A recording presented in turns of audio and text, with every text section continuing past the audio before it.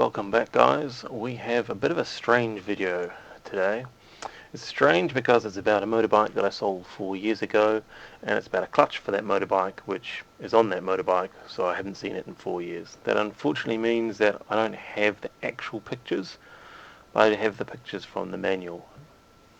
I had this information on my website about ZXR250s, but unfortunately I deleted that forum because frankly no one was going there. Although I deleted that website, I felt that this particular article was of great value to possibly the 6 people it applies to. But I thought it was very, very useful to have figured it out, and I believe people will be interested in it.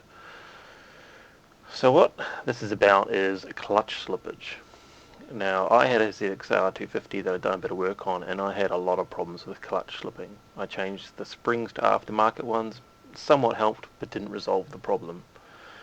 It is possible that the previous owner ran motor car engine oil in it, which coated all of the clutch parts and was causing it to slip. Now, I didn't feel like replacing the entire clutch just to have the same problem after. So I took it apart, and this is what I found. So as per the manual, you've got 13095/A. Now that is the clutch cage, and you have fibers and you have steels. Now I believe the steels, which are like 13089A and 13089s, are connected to the wheels, and the fibers, which are 13088s, are connected to the engine. When you put your foot on the clutch, it pulls those apart, and there's no direct connection, and the fibers can spin and the gearbox doesn't. When you let your foot off the clutch, the springs, which is 92081s, will push the cage back together again, and you will have engagement. Now, the important thing on this is that this is not an actual example of how the clutch looks. One might think that there are 4 steels, as in the 13089A and 13089s, and 2 fibers, which is 13088s. Well, that's actually not the case. There's actually 5 fibers in there, and these fiber steels are duplicated. So when you take a clutch apart, you'll be like, I've got a lot more than's in the manual, is that right? Well, yes it is. The difference between the 13089As and the no A's is the width of them, or the thickness. The 13089As are 1.6 millimeters, and there are 4 of them in there. And you have 13088s, you have 8 of those, and you have 4 of those, and they're 2 millimeter thick. So you've got 8 steels in there and 5 fibers. Now, for some weird reason, like in the picture, they have put back-to-back steels, and for the life of me, I cannot see the point of that at all.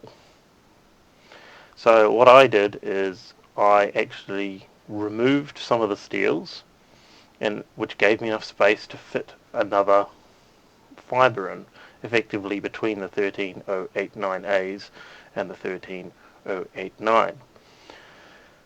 So hopefully this is of help and people are following this. So I removed the back-to-back steels because that's not achieving anything, because the friction is between the fibers and the steels. And so I ended up with like the 13088, the fiber, against one of the steels, against one of the fibers, against one of the steels, against one of the fibers, instead of fiber, steel, steel, fiber. So what I did is I ended up with this arrangement, which is a fiber, then a 1.6, then a 2, then a fiber, then a 2, then a fiber, then a 2, then a fiber, then a 2, then a fiber, 1.6, and I added an additional fiber, leaving me with 2 1.6 steels left over, which I just put in the cupboard essentially. The total width is roughly the same as it was before, and adding that additional fiber completely solved all of my clutch slippage problems. I could then dump the clutch at full RPM and it would bite, but at the same time it wasn't overly aggressive, like you could still commute with it, which is what I did most of the time. So I thought this would be an interesting video to put up there to help the few people out there that are running these bikes and are having problems with clutch slippage. Hope you've enjoyed it. Please subscribe. You never know, I might upload another video about this motorbike in another 5 years. Thanks guys, bye.